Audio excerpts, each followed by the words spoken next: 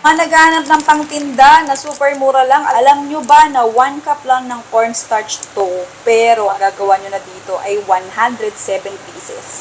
Tapos ito siya, ganyan siya karami. Pag hindi pa siya naka-sealed, okay, ganito yung tsura niya. Okay, una, sa isang lalagyan, tanggalin ang takip. Maglagay tayo ng, ayan, 1 cup ng cornstarch. Oo. Ayan, ididirekta na natin ang ating tutorial. Para sa mga nagtatanong ng listahan ng recipe, eto na ho. Direktahan na. Sunod, lagay tayo ng tubig. Mga ano to, 1.5 cup ng tubig. Kung ano naman, gusto mong mas magastos, ang puhunan mo, gatas ang ilagay mo, wag tubig. Okay, eto naman, sa mais natin, hindi ko na din rain. 1 delata to. O, yung malaking delata ng mais. Yung whole corn ba yun? Kernel, ganun. Oo. Basta yan. Tapos imutin mo, syempre, oy, kamayin na lang natin. Carry bills na yan. Kami lang naman kakain. Okay, ayan, haluin natin. Hawakan mo yung kaldero. Ayan, kung napansin nyo, wala pa siya sa kalan. Ayan, para mapakita ko sa inyo na hindi pa nakasindi ang kalan.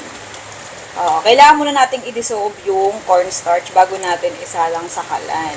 Okay? Okay, kapag sa tingin mo, nalusaw na yung ating cornstarch, pwede na natin yung isalang sa kalan. Okay, let's go! Okay, pagkasalang sa kalan, sindihin na, syempre. Ayan, kung nagmamadali ka, lakasan mo. Pero kung, ayan, tamang timing lang naman ang gusto mo, tamang luto, ayan. Saktuhan mo lang yung lakas. Haluin lang hanggang sa lumapot, ha? Oo. Yan, ganyan lang.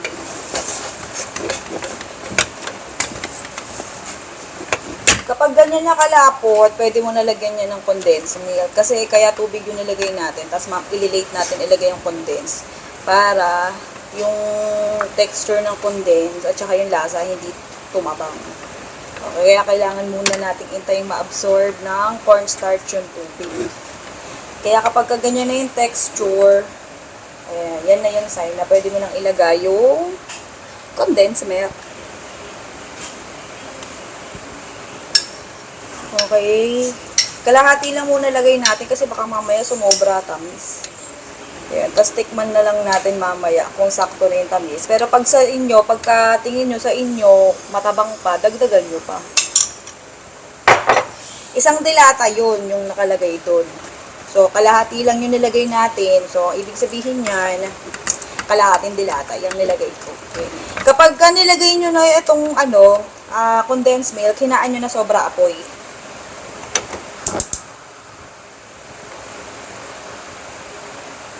Ganyan na texture, tingnan nyo yung ilalim. Ayan o. Ayan, tingnan nyo. Yung parang nasusunog na yung ilalim. Ayan. Ibig sabihin yan, pwede mo na siya ihango. Pero sabi ko sa inyo ha, tikman nyo muna ha. Pagka sa tingin nyo, pag tinikman nyo, lasang cornstarch na hilaw pa, yung powder, gano'n na lasa. Lutuin nyo pa. Pero kung sa tingin nyo, okay na. Kasi ganyan na yung itsura sa ilalim, pasunog na. Pero brown pa lang. Okay, pwede na ihango yan. Tapos, diretso salin agad sa lalagyan. Oo, kasi mabilis mo yan. Patay mo na yung kalan, baka sumabog ka. Sasalinan mo, mas maganda pahina mo ng mantika. Pero kung meron kang, ayan, coconut oil o kaya margarine, ay, nasa bagsakan. Ayan, pwede naman. Pinaipahit nyo. Pero sa akin kasi, wala yung mga binanggit ko, so magmantika tayo. Okay, kung napansin nyo, bumuhos yung mantika. Siyempre, tanggalin natin yung excess. Yung gamitin. Tapos, isalin na natin siya. Isalin na natin ang maha.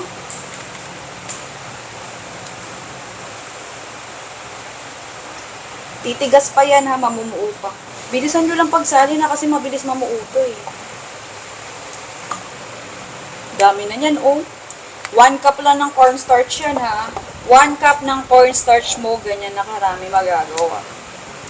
Okay, pagkasalin, i-flat naman natin. Ayan, medyo pagitan natin ng mantika yung para madali. Mas maganda pagitan nyo ng mantika yung yung spatula. Para madali siya ilapat. Ilatag ba?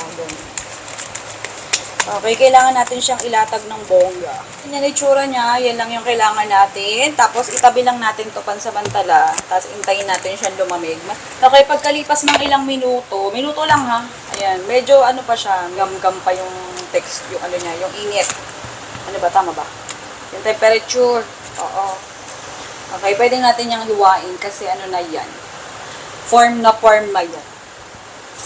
Hulmang-hulma na. Okay. So, di ko na to nirep ha. Umaligam-gam pa ng texture. Hatiin na lang natin siya. Kahit anong klaseng panghiwa, pwede dyan. Magkutsilyo kung meron kong kutsilyo.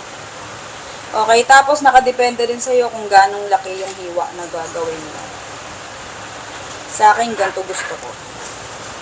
Okay, disclaimer lang ha. Hindi namin to binibenta ha. Okay. So, madalas yung mga recipe ko, nilalagyan ko ng costing para if ever na yung iba sa atin sa mga followers natin, subscribers natin ay gustong ibenta, ayan, nilalagyan ko minsan ng costing. Pero madalas may costing eh, may panahon lang nawala. Medyo masakit din sa ulo mag-costing ha. Oo.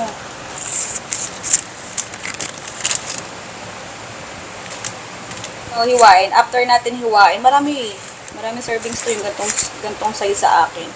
Okay, lagyan naman natin siya ng pang-coating. Sa akin ang ginamit ko, Graham Crush. Kayo, pwede namang asukal lang. Kaya lang kasi, maligam-gam pa yung texture, nagmamadali na tayo. Kapag kayo nagmamadali, Graham Crush na lang lagay nyo para mag-dry siya. Kapag nilagay nyo kasi agad yung asukal, dito, samahan nyo, tapos maligam-gam pa ang texture niya, yung temperature niya ba, oo, magpapawis yan, magmo-moist. So, kapag Graham Crush ang gagamitin yung pang-coating, ma-absorb lang ng Graham Crush yung, yung wet niya, yung wetness niya, yung pagka-moist niya. So, hindi kayo mo problema. Ganyan lang. Ganyan lang pag-coat. Tapos hiwain. Ganyan mo lang siya.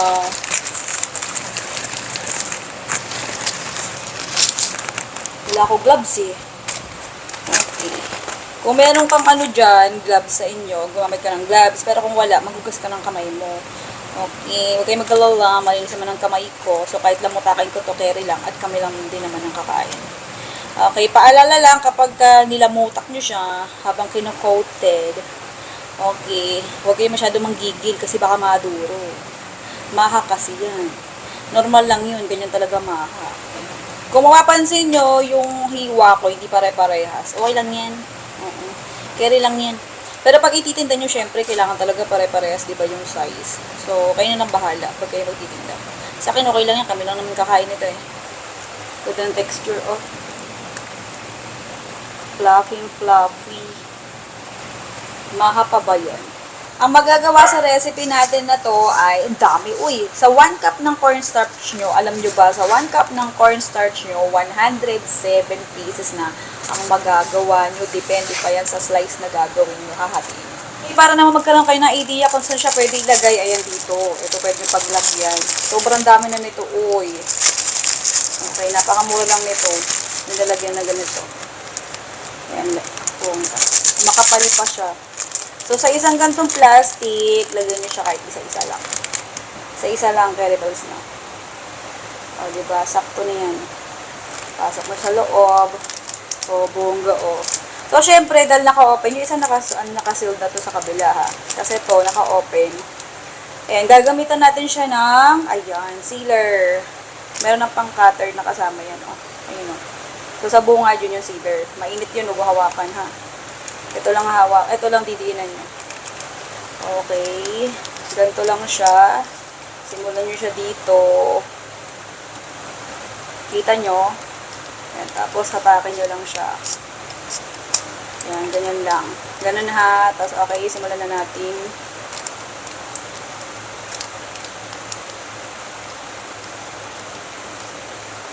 Masisealed na yan.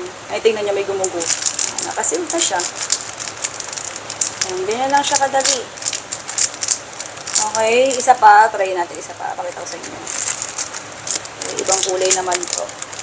Sample ulit tayo ng isa pa. Ganyan lang ulit. Okay, maglagay tayo ng isa. Yung itsura. Ito yung sealer na gagamitin natin. Super small lang, pero small but terrible siya, girl. Okay, itong bungad ang happy pindutin na. Yung bungad lang ang pupindutin, tapos ayan. Nasisealed na. Huwag mo masyadong diinan para mabatak mo pa.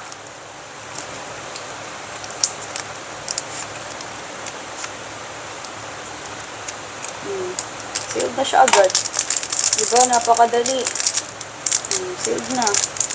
Hindi na malalaglag yan. Okay, ganun na kadali yan. Okay, sa shelf life naman, nasa 24 hours lang ang shelf life nito kasi maha to, ha? Okay, kailangan naka-chiller. Kung wala kayong rep, pwede na kayong gumamit ng mga styro chiller. Alam niyo yun, yung styro na bibili sa labas, yung mga square. Tapos lagyan nyo yun ng yelo sa loob, tsaka asin. Lagyan nyo ng asin yung yelo. Tapos, ito, ilagay nyo sa isa pang container para hindi mabasa. Okay, ganun lang. Kung ibibenta nyo sa labas, para hindi mag-moist. Kasi ang nakakapanis sa maha pag nagmo-moist. Okay? Pwede nyo rin itong lagyan ng cheese kung gusto nyo. Kaya lang magastos.